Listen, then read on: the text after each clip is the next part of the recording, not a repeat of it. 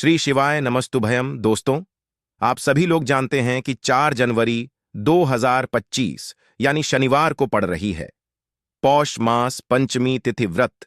और दोस्तों, यह वह तिथि है जो पौष मास में पड़ने वाली सबसे बड़ी तिथि है, क्योंकि यह शनिवार के दिन पड़ रही है और इसका बहुत ही बड़ा और विशेष महत्व होता है। पूज्य गुरु जी ने कहा है कि अगर कभी भी मौका लग जाए और पौष महीने की शनिवार पंचमी तिथि व्रत को पड़ जाए तो आप लोगों को एक छुटकी काला तिल वाला उपाय तो अवश्य ही करना चाहिए। इन दोनों का संयोग बहुत ही कम आता है। इसी के साथ में गुरुजी ने अपनी शिव पुराण कथा में बताया है कि इस दिन आपको एक एक छुटकी काला तिल वाला उपाय तो आपको अवश्य ही करना चाहिए, क्योंकि ऐसा दिन पूरे साल में सिर्फ एक ही बार आता है। और दोस्तों, आप सभी लोग जानते हो कि शनिवार शनि प्रदोष व्रत का अगर सबसे बड़ा कोई उपाय है तो वह एक छुटकी काला तिल वाला उपाय है। तो दोस्तों, शनिवार पंचमी तिथि व्रत के दिन आप लोगों को इस एक छुटकी काला तिल वाला उपाय को जरूर करना है। बहुत सारे लोग होंगे जिन लोगों ने इस उपाय को ना किया हो, मतलब पूरा साल निकल गया, उन्होंने किसी भी दिन इस एक छुटकी काला तिल वाला उपाय को ना किया हो। पर दोस्तों, आपके पास एक आखिरी मौका बचा हुआ है, जो कि 4 जनवरी शनिवार पंचमी तिथि व्रत के दिन है। इस दिन आप लोगों को इस वाले उपाय को जरूर कर लेना है। भले ही आपने पूरे महीने भर इस उपाय को ना किया हो, पर अगर आपने इस पौष महीने के शनिवार पंचमी तिथि व्रत के दिन अगर इस वाले उपाय को कर लिया तो आपको इस उपाय को करने का वह फल मिलेगा जिसकी आपने कभी कल्पना भी नहीं करी होगी। इसीलिए आप लोग इस वाले उपाय को एक बार जरूर कर लेना है, ताकि आप लोगों के हाथ से यह मौका ना जा सके और आपको इस उपाय को करने का फल मिल सके। दोस्तों, यह उपाय पंडित जी ने अपनी अभी की ही श्री शिव महापुराण की कथा में बताया है। जी, इस उपाय को आज हम आपको बहुत अच्छे से समझाने वाले हैं। इस वीडियो को देखने के बाद इस उपाय को समझने के लिए आपको कोई और वीडियो को देखने की जरूरत नहीं पड़ेगी। तो चलिए दोस्तों, उपाय को शुरू करते हैं। देखिए, यह इस पौष महीने के शनिवार क्षण प्रदोष व्रत के दिन यह इतना खास होता है, इतना महत्वपूर्ण होता है। देखा गया है कभी कभी बड़े बड़े पूजा पाठ अनुष्ठान से जो मनोकामना पूर्ण नहीं होते, वह पौष महीने की शनिवार शनि दोष व्रत के दिन एक छोटे से उपाय करने से ही आपकी मनोकामना पूर्ण हो जाती है। और बहुत सारे लोगों ने इस उपाय को किया भी है और उनको इस उपाय को करने का फल भी जरूर मिला है। अगर आप लोग भी इस उपाय को करना चाहते हैं तो आप इस उपाय को पहले अच्छे से समझ लेना, सुन लेना, उसके बाद करना। आपको इस उपाय का फल जरूर मिलेगा। और इस उपाय को कर लेने से आपके घर में चाहे किसी भी प्रकार की दुख और समस्या क्यों ना चल रही हो, आपको उसका कारण भी नहीं पता है कि भाई यह समस्या किस कारण से चल रही है, उसका कुछ भी कारण हो सकता है, जैसे पितृदोष हो सकता है या किसी भी तरह का मंगल दोष भी हो सकता है। तो इस दिन आप लोगों को यह वाला उपाय कर लेना है। यह एक ऐसा उपाय है जिस उपाय को अगर किसी विशेष दिन पर किया जाए तो भाई उस विशेष दिन का जो है वह तो हमें मिलता ही मिलता है, पर हमने उस दिन पर इस उपाय को किया है तो हमें उससे भी बड़ा फल मिलता है, और फल बहुत जल्दी मिलता है, क्योंकि आप इस उपाय को बहुत ही बड़े और विशेष दिन पर कर रहे हो। तो चलिए अब उपाय के बारे में बात करते हैं, लेकिन उससे पहले आप लोगों को यह जानना आवश्यक है कि आखिर यह उपाय किस समय करना है, किसको करना है और कैसे करना है। तो चलिए हम आगे आपको वीडियो में एक एक करके बता देते हैं। लेकिन उससे पहले अगर आप लोग हमारे चैनल पर पहली बार आए हैं या फिर मेरी आवाज आज पहली बार सुन रहे हैं तो हमारे चैनल को सब्सक्राइब जरूर कर लेना और इस वीडियो को लाइक करके कमेंट बॉक्स में श्री शिवाय नमस्तुभयम ओम नमः शिवाय जरूर टाइप कर देना। तो दोस्तों, इस एक छुटकी काला तिल वाला उपाय को हमें इस शनिवार पंचमी तिथि व्रत के दिन कैसे करना है, किसको करना है, किस समय करना है और कहां पर करना है, ये सारे सवालों के जवाब आपको इस वीडियो में मिल जाएंगे। और जो यह वीडियो देखेगा भाई, उसको एक छुटकी काला तिल वाला उपाय जरूर करना चाहिए, क्योंकि इस दिन काला तिल का भी बहुत ही बड़ा और विशेष महत्व होता है। और जब बात आ जाए एक छुटकी काला तिल वाला उपाय की, तो यह सोने पे सुहागा वाली बात हो जाती है और यह एक बहुत ही बड़ा उपाय हो जाता है इस शनिवार शनि प्रदोष व्रत का। तो अब दोस्तों, इस एक छुटकी काला तिल उपाय को आखिर करना किसको है, सबसे पहले हम लोग वह बात जान लेते हैं। तो देखो, घर की जो बड़ी माताएं बहनें होती हैं, उन माताओं बहनों में से कोई भी एक बड़ी माता बहन इस वाले उपाय को कर सकती है। और दोस्तों, अगर आप चाहें तो अपने घर में से सभी सदस्यों को भी इस उपाय को करवा सकते हैं। अगर किसी व्यक्ति की खुद की कोई मनोकामना है, खुद की कोई दुख और परेशानी है जो कि वह अपने लिए ही करना चाहता है इस वाले उपाय को, तो वह खुद अपने लिए भी कर सकता है।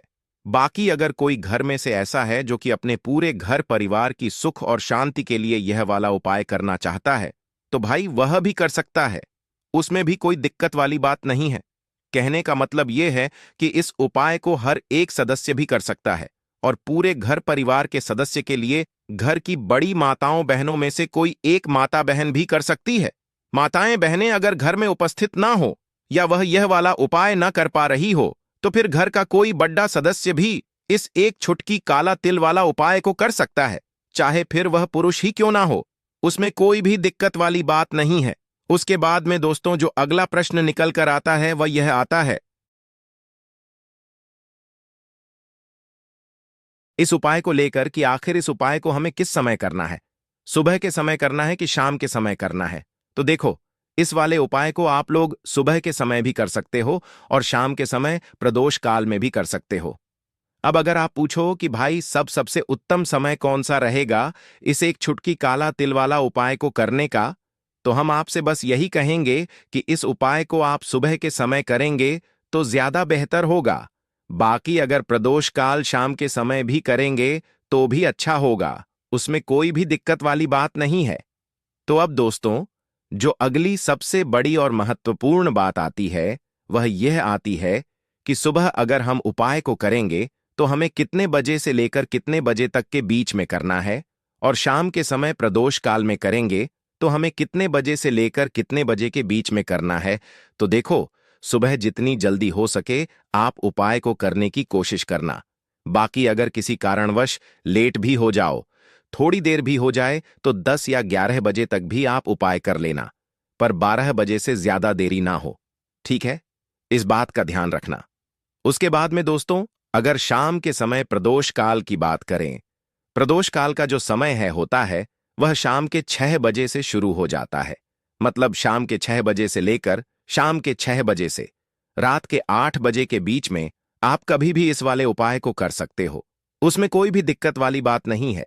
देखिए, यदि हम किसी भी प्रकार के उपाय को निश्चित दिन और निश्चित तिथि पर करते हैं तो इसका हमें बहुत अधिक लाभ मिलता है और इन उपायों को करने के बाद हमारे जीवन में बहुत अधिक परिवर्तन आता है। साथ ही साथ यह जो उपाय आपके जीवन की सारी परेशानियों को और सारी बाधाओं को दूर करने वाले हैं। देखिए दोस्तों, आज के इस पूरे ही वीडियो में हम आपको 3 चमत्कारिक उपाय बताने वाले हैं और यह तीनों ही उपाय बहुत ही खास और बहुत ही ज्यादा विशेष होने वाले हैं। तो चलिए दोस्तों, जान लेते हैं गुरुजी द्वारा बताए गए सबसे पहले उपाय के बारे में। देखिए, इस उपाय को करने के लिए सबसे पहले तो आपको काले तिल लेने होंगे। देखिए, काले तिल जो है वह भगवान शनिदेव को प्रसन्न करते हैं। काले तिल भगवान शिव को प्रसन्न करते हैं। तो देखिए, आपको मात्र एक चुटकी की काले तिल लेने होंगे और इसी के साथ में आपको थोड़ा सा शहद लेना होगा। देखिए, शहद जो है आपको मात्र 1 चम्मच ही लेना है और इसी के साथ में आपको एक तांबे के पात्र के अंदर अपने घर से शुद्ध जल लेना होगा। देखिए दोस्तों, यह जो उपाय है आप सुबह से लेकर के शाम तक किसी भी समय में कर सकते हैं, लेकिन प्रदोष की तिथि है, इसीलिए प्रदोष काल के समय में करते हैं। तो आपके लिए यह उपाय बहुत ही अधिक सर्वोत्तम होता है। प्रदोष काल के बारे में जिन लोगों को भी जानकारी नहीं है, उन्हें बता दें कि प्रदोष काल का समय सूर्यास्त से 45 मिनट पूर्व शुरू होता है और सूर्यास्त 45 मिनट बाद तक रहता है। तो इस समय में भी आप यह उपाय कर सकते हैं। देखिए, सबसे पहले तो आपको इन सभी सामग्रियों को भगवान शिव के मंदिर में लेकर के पहुंचना है। अब मंदिर पहुंचने के बाद आपके पास जो शहद है, सबसे पहले तो इसे आपको अपने सीधे हाथ की हथेली पर अच्छे से लगा लेना है। यानी कि पूरे ही शहद को आपको अपने सीधे हाथ की हथेली पर लगा लेना है। और आपके पास जो एक छुटकी काले तिल है, उन्हें भी आपको अपने सीधे हाथ की हथेली पर रखना है। अब आपको शहद और काले तेल का लेपन भगवान शिव के शिवलिंग पर अच्छे से कर देना है। देखिए, आपको काले तिल और शहद का लेपन कटी वाले भाग के ऊपर ऊपर करना है। तो इस प्रकार से आपको शहद और काले तिल का लेपन अच्छे से शिवलिंग पर कर देना है। देखिए, काले तिल का लेपन करते समय आप शनेश्वर महादेव का मन में स्मरण कर सकते हैं। साथ ही साथ यदि आपके जीवन में कर्ज की स्थिति बहुत अधिक है, कर्ज आपके जीवन में बहुत अधिक बढ़ने लगा है, तो फिर आप अर्ण मुक्तेश्वर महादेव का स्मरण भी कर सकते हैं। दोनों में से आपकी समस्या के लिए जो भी उचित है उस नाम का आपको स्मरण कर है। अब अंत में जो आपके पास एक लौटा जल है, इसे आपको धीरे धीरे शिवलिंग पर समर्पित कर देना होगा। श्री शिवाय नमस्तुभ्यम इस मंत्र का जाप करते हुए आपको आरण मुक्तेश्वर महादेव या फिर शनेश्वर महादेव का स्मरण करते हुए यह एक लौटा जल भगवान शिव के शिवलिंग पर ही अर्पित कर देना है। आपके जीवन की जो भी बड़ी से बड़ी परेशानी है, जीवन के जो भी संकट है, वह मात्र इन उपायों को करने से दूर होती है। तो यह उपाय विशेषकर आपको कर्ज से जुड़ी इस समस्या को और क्षण से जुड़ी हुई समस्या को दूर करने के लिए करना है। अब दोस्त, हम जान लेते हैं गुरुजी द्वारा बताए गए दूसरे उपाय के बारे में। देखिए, यह उपाय विशेषकर उन लोगों को करना है जिनके जीवन में संकट ग्रह क्लेश की समस्या बहुत ही अधिक रहती है, यानी कि आपके घर में बहुत ही ज्यादा परेशानियां रहती हैं। घर में एक दूसरे से लोग अच्छे से बात नहीं करते हैं, बात बात पर लड़ाई झगड़े होते रहते हैं।